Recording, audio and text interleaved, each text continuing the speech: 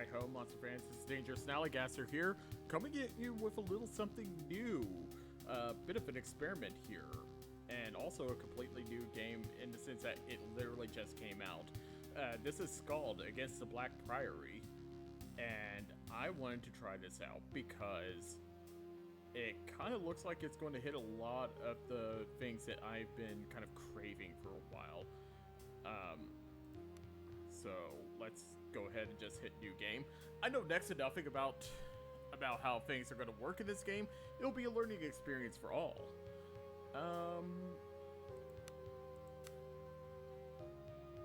Actually, yes, I am going to use the background color of black. Ooh, let's not do CRT filter. That makes me think I'm gonna go blind.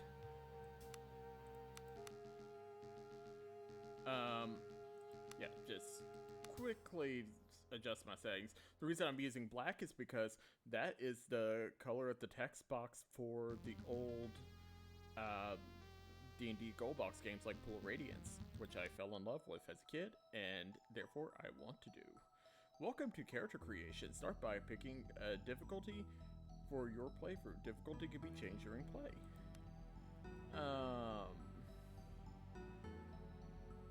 Combat is forgiving, and there should be little need to optimize player build dice. Narrative is probably just super easy.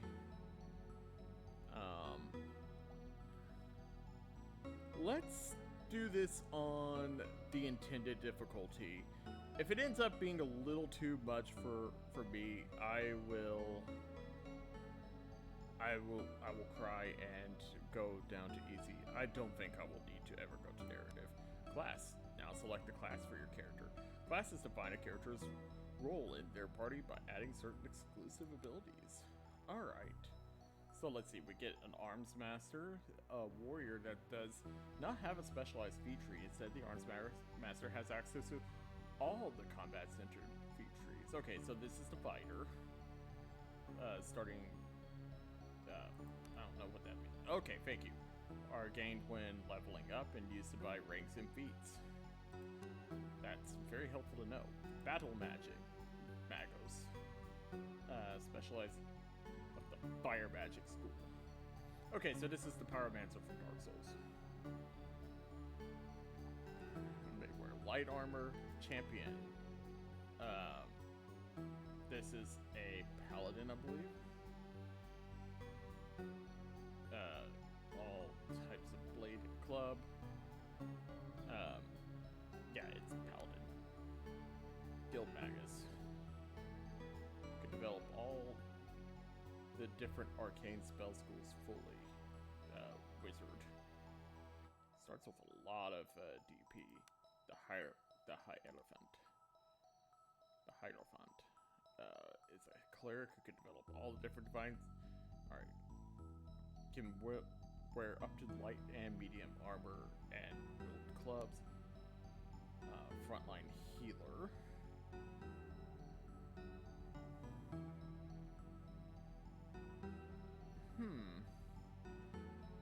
Okay, I see. It looks... Frontline healer is the cleric who can... It's basically like a fighter cleric. That's kind of nice. A skilled warrior who serves as a force multiplier through their tactical skills, issuing orders across the battlefield. They vastly improve the performance of their fellow party members. Oh, this is basically the warlord from D&D 4th edition. I like that. Range combat and limited nature magic. Use any armor. Okay, that's cool. And blade, axe, club, bow. Stealth attacks, devastating backstabs. You know what? We're gonna do the... I'm tempted to go not complicated on my first run, but I want to do this. It seems really cool. Hopefully we get some party members real fast. Select a background for your character. Backgrounds add points in skills, influence, and starting conditions, and narrative content. Okay. Acolyte, get +5 attunement. Okay, that's not going to be very useful for us because that's all about spellcasting. The courtier. Spent time kissing noble arses, has made time navigating the cutthroat politics of imperial lay courts. Awareness. Small details and hidden things. And diplomacy. Ability to bargain. Just a criminal. Old breed. Forging. Extra 30 pounds of carrying bonus. That might be really handy. Because I noticed encumbrance is a thing in this. Gilder. Noble. Wealth and connections seem to open doors that otherwise are closed to filthy masses. A general knowledge skill. Well, that doesn't tell me much. Sailor. Sellsword. Once mighty legions of the Empire in decline. Its age of sellsword mercenaries. Athletics are used for jumping and nonsense. Ooh, a bonus of fatigue to vitality might actually be pretty handy for what we are. Especially since I don't really understand how the game's gonna work yet. Street rat. It could be Aladdin. Club damage bonus, vagabond, wildling. I get a bonus of stealth, survival, and seducing Jon Snow. I'm gonna try this courtier. That seems cool. Distribute skills into your primary attributes. Distribute points in your primary attributes and skills. Alright, so our primary skill is strength. So we should put some in that. What is presence? Ability to read and react to the environment and people. I don't mind putting stuff in that. Agility is helpful. Put a point in agility so I can try to act first.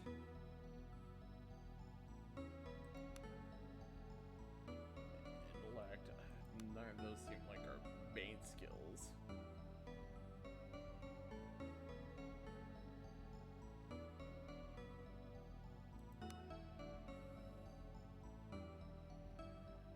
I think we go all the way to strength. Alright, so now we got 6 skills here. Put some in athletics, awareness, diplomacy.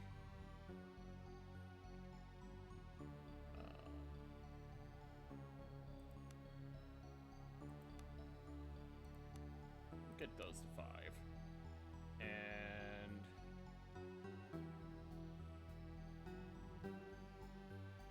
how is this? That still doesn't really tell me anything. We'll do 1 in healing.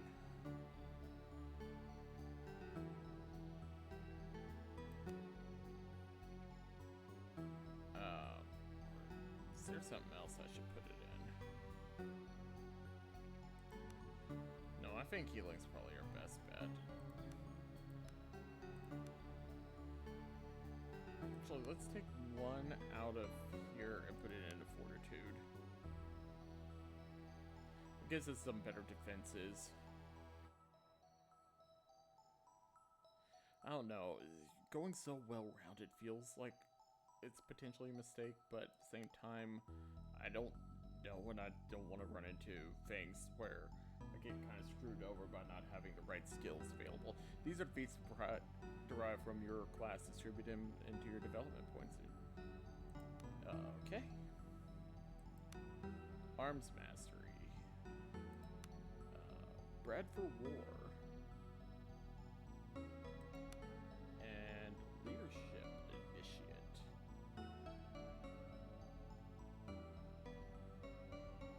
So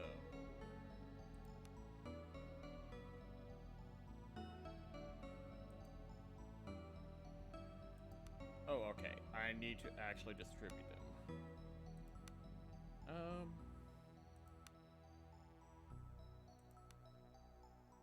How do I do it? Okay, that's how I do it.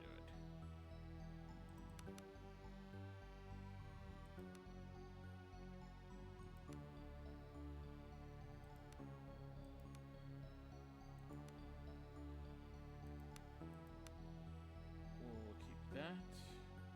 So I took points in tough as nails to increase my toughness. I got Charger, which I believe, yes, a charge bonus. That'll help me move in faster with battles.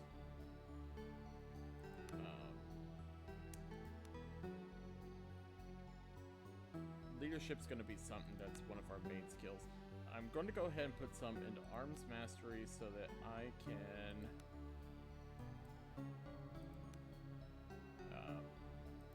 I want to raise my accuracy, but I don't know what weapons I'm going to get right away. So then I'm going to put one in Shield and increase my Shield rating.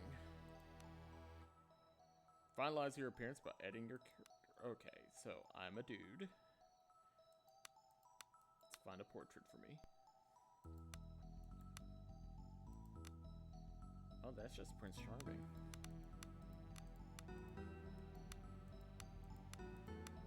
Yeah, we'll go with that. That guy seems cool.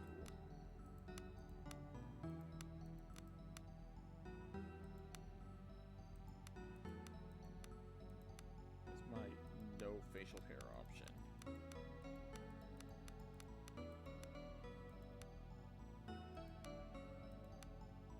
I guess nowhere. We'll give myself a beard. I'm blonde. That's fine.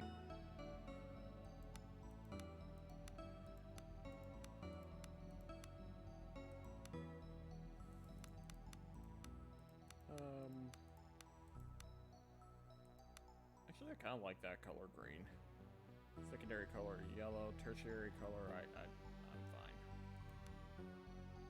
My name is Snally. 3 to 10 characters. Good to know. Prologue. In the wide, dark, raging seas of the Outer Isles, a lone caravel struggles against the winds and waves towards the accursed land of Idra, which is the main island of the Outer Islands. It's the main settlement of the Fort of Horin. The moan of creaking timbers, the tang of preserved fish. Ooh, flesh would have been far worse and far more scary. Your eyes slowly adjust to the darkness of the ship's dimly lit hold. Suddenly, something strikes the hull, and the ship rocks violently. Your heart begins to pound, and a feeling of unease grows in your stomach. And I will rouse myself from deep meditation. You get to your feet and become aware of agitated voices shouting on the deck. Something is not right. You should make your way up and get a bearing on the situation. Be on my way. Alright, so I move with this. Cool. What's this? Okay, that highlights all my interactables. That's really good to know.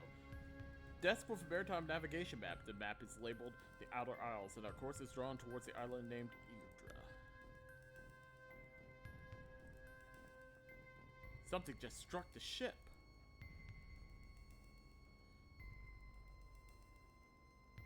Okay, so examine does come up.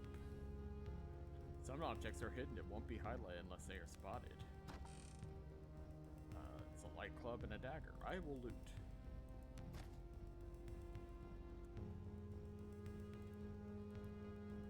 Okay, that's outside. Is there anything here?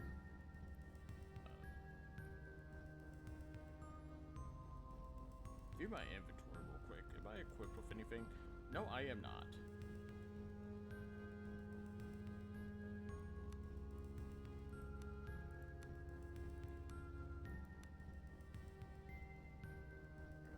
What is my best option? Well, this. We'll equip it for now. Just in case somebody does decide to give the jump on us, we're already equipped. To your surprise, you realize that this door has been locked from the outside. It doesn't budge. Perhaps you could slip the lock with a thin blade or use something to smash it. Oh, use the club. Using the club, you smash the lock in a fell swoop. The door begins to creak open. As the door swings open, you now clearly make out the cries of the deck above. You should make haste. Will do. Alright. That seems more like the gear that we are going to actually be using. So, we'll equip the steel helmet and leather armor.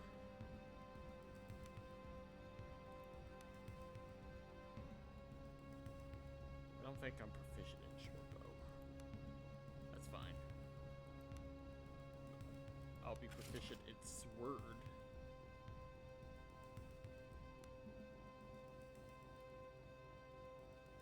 And what's this? Attunement tonic. Okay. So that helps with spellcasting. That is for healing.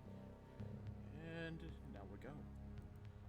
Yeah, so the main attraction of this, you stop dead as you narrowly avoid stepping in a rust-red puddle. The stench of blood fills your nostrils, and as you look around in the dim light of the hold, you realize someone or something fought for their life here. The same moment the thought hits you, a hiss sounds from the shadows. You squint towards the shadows as a hunched, feral-looking form slowly slinks forward. Tiny, disgustingly human-like hands, yellow fangs, and a grotesquely dexterous pink tail leaves no doubt of the creature's rodent nature.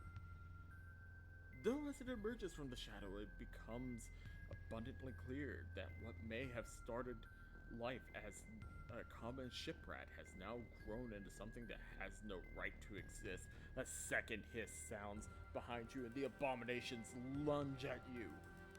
Attack.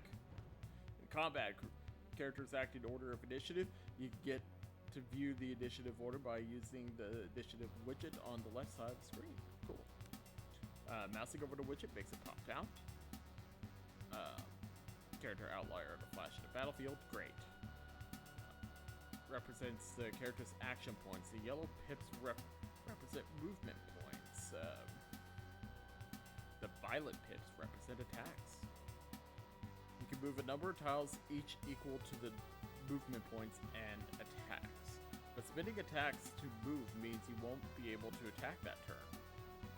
But it is a good way to move extra far. Okay, before we get attacked, we'll clear out all the remaining movement points. Alright, so you have to move and then you gotta be... You cannot move after attacking, it seems like. Pressing shift in combat brings up the tactical overlay. It makes it easier to see the exact positioning of characters in underlying grid. That's good to know. I'm probably going to do that.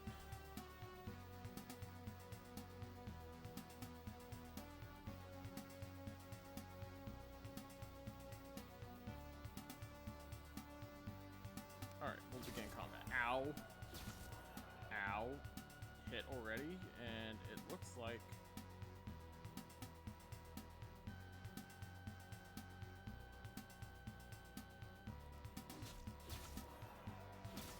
Jeez, things are not going well for me. Little attack. There we go.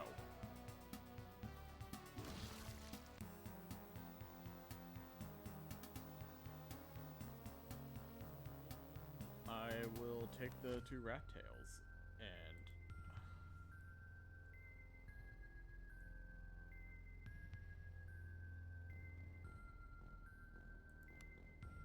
I cannot say I'm happy with how that weakly diseased. -1 agility. Okay. Well, I can remove that by magic, but I don't have magic right at the moment. Rat tails are used as a potion and the poison is a way of curing disease. It heals 6 to 12 vitality. How am I on vitality?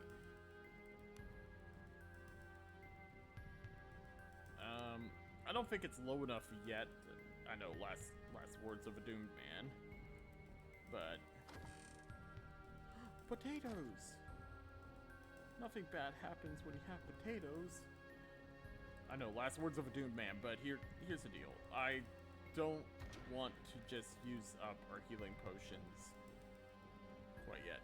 You've contracted a disease from your fight with the rats. Press C to see conditions. Okay, cool. Negative conditions can often be cured by magic or rest. This disease can be cured by a potion. Pick up and equip the lantern to search the area. Alright, I picked up the lantern. Do I have to equip the lantern? I believe so. We'll equip it.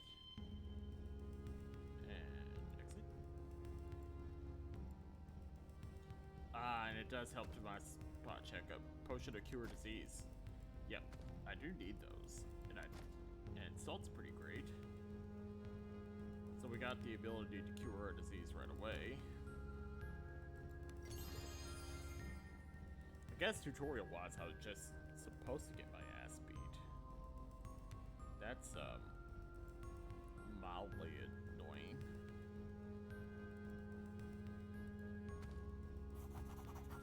You emerge from the ship's lower deck. As your eyes adjust to the darkness, you become aware of a hulking figure standing in the shadows. Snally, here at last.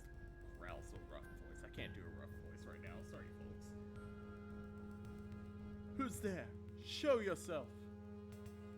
It's Roland. Where the tides have you been? Below decks, planning our landing. Why? The island is in sight, but the damn guilders refuse to land. They want to turn back. Huh. So we can kind of roleplay to our motives, I guess, for visiting this. If we turn back, we lose our shot at the girl. And no one gets paid. Listen here, I know our boys better than most. We've hired them to go to Idra and kill. If we don't pay them, things will go badly. But the sailors are bloody terrified. They claim something is hunting us.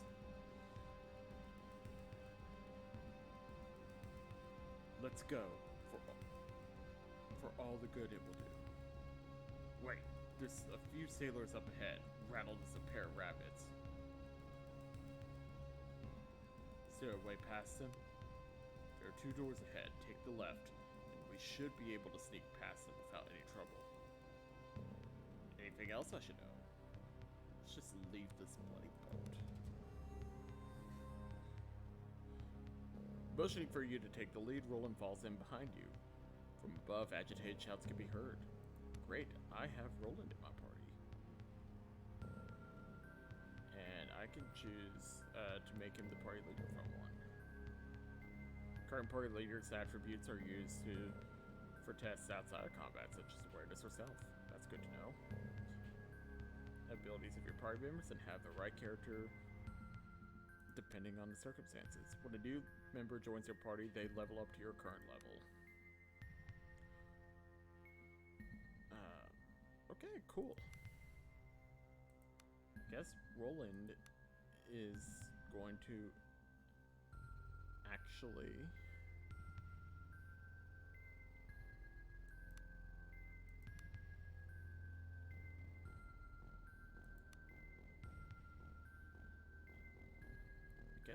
Roland is technically level is also level 1. Oh, that's why. He has ranks to distribute. Alright, so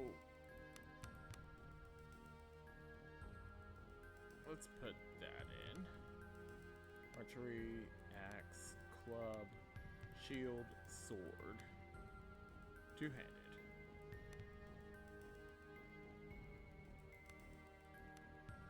Alright.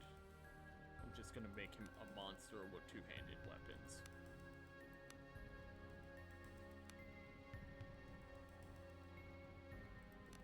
Put 3 into raised our toughness.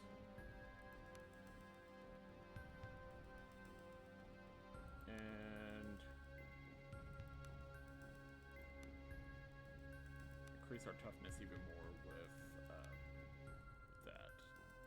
Alright, I think that's good. Is there anything else I should see here? A notice scrawled in crude letters. Cook! I cannot stand another meal of salted fish. There is a limit to how long a man can live on salt, potatoes, and percolate. Take head. I think that's supposed to say heed. Or get a dagger in I, ye cheap bastard. Crafting. Okay. So we can cook. None of us are particularly great at cooking yet. We don't have all the ingredients anyway.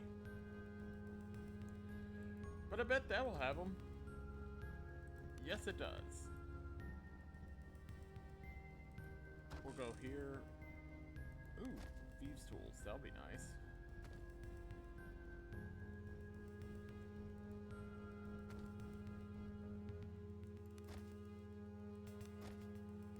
We have created one salted fish.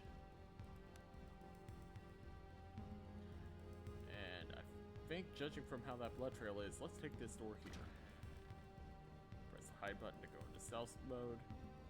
Indicator becomes visible. Yellow indicator means you've been spotted in danger of being spotted.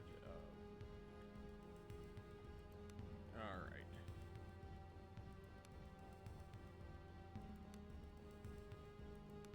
Okay, so let's unequip the lantern while I'm trying to stealth. I'm sure it will help me a lot to not be that. And we'll move. We'll try to move along the shadows. Oh my god.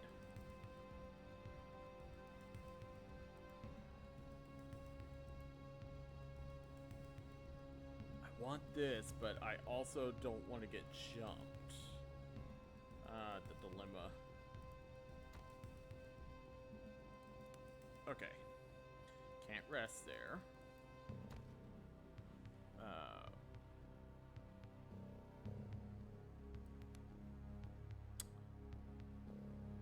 We will force it open. Dead Empress is coming for us. It whispers to me.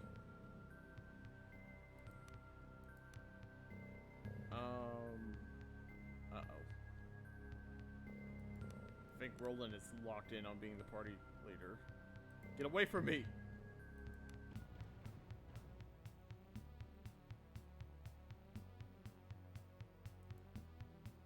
Roland will be here. I will be slightly back. Perfect. Let's move up and kick some ass.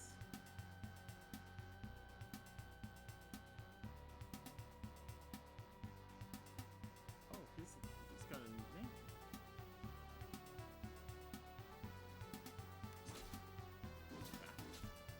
Oh, defending prosperity. Okay.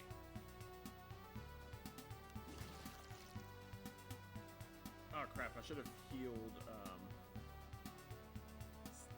myself.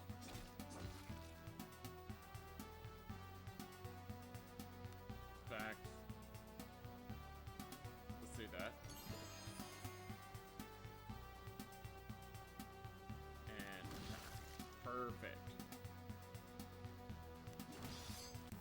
And dead. Pick up a dagger, search your door key. Well,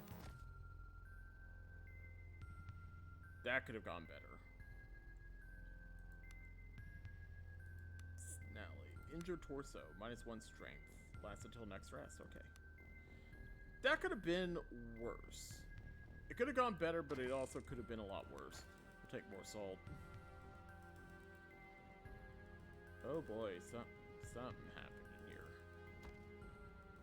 A fine dagger. That's nice. 2 moderate attunement potions, and check you out. You recognize the corpse of one of the crewmates, a young man, barely 16 years old. called Solemn. The youth have been mauled to death by what you assume are the grotesquely altered rats you encountered just minutes ago. The corpse is still warm. Oh, great. Everything is going all right. You emerge onto the deck and see two groups of men facing each other with weapons drawn. The ship shakes violently in the grip of a storm as lightning tears across the sky. Amidst the dim of the storm and the frantic arguments, you bellow for the attention of the assembled crewmen and mercenaries. Both the ship's captain and the leader of the mercenaries you hired, a coarse thug of a man named Gustavo, turn their attention to you. They look ready to use their unsheathed weapons in their hands at the slightest provocation. Gonna address the mercenary leader. I'd rather have him on my side at this moment. Gustavo flicks his dark eyes to you, but keeps his blade fixed on the desperate captain. There's a reason he's known as Fireblood to his men. Gustavo, you'll get your money, but let me handle this. A cruel smile twitches into life on Gustavo's wind-weathered face. There's only one rich noble girl, but we can always find more sailors. Kent. The ship's captain bristles at these words. Captain, why have you not dropped anchor? Something dire stalks his shores.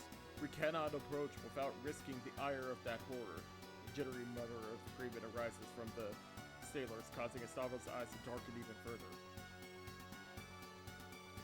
What horror? What have you seen? Not but glimpses. My men have seen the shadows of something deep in the water, stalking us. Nothing natural moves like that. Gustavo glares murderously at the captain.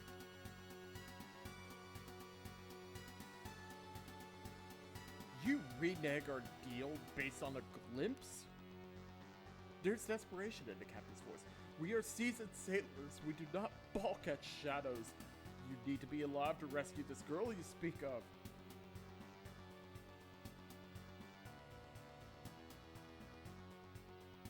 We're out of time. Sail us in or argue the point with Gustavo.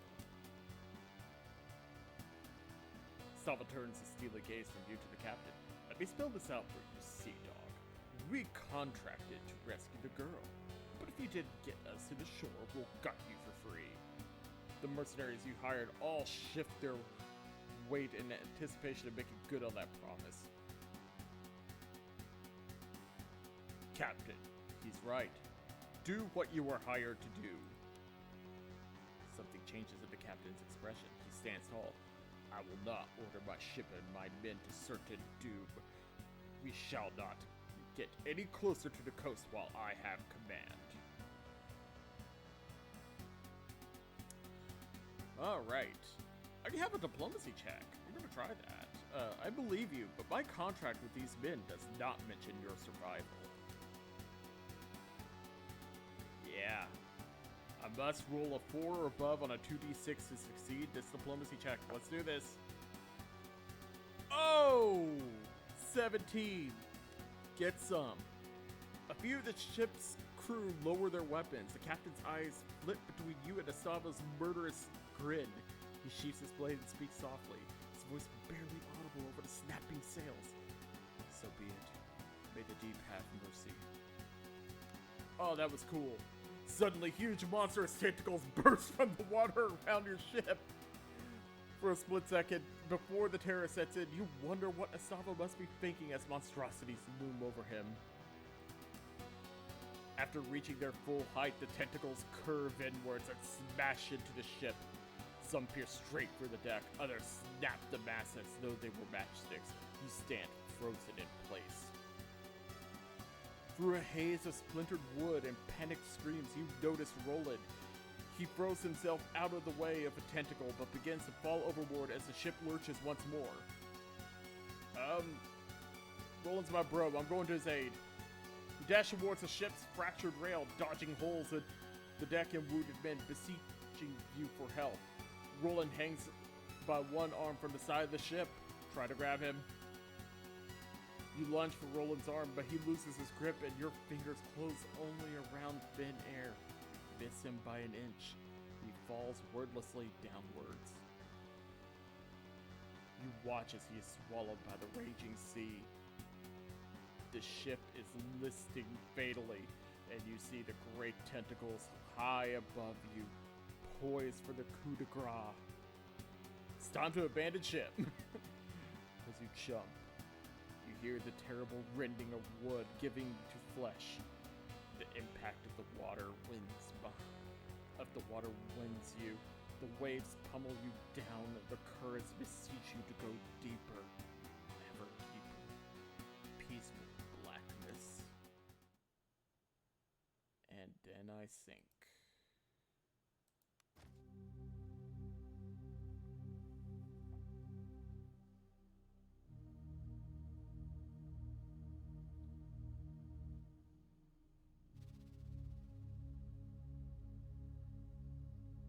Well, that was quite the start to our journey, and I think we've reached a pretty good stopping point for right now. I want to see how this does. If anybody is interested, please feel free to leave a like or a comment about this. I hope this gets some people excited to see more. I'm really kind of blown away by how the presentation of this game is so far. I hope there's some other classic RPG fans out there with me, and yeah, I hope to bring you more of this soon. Thanks.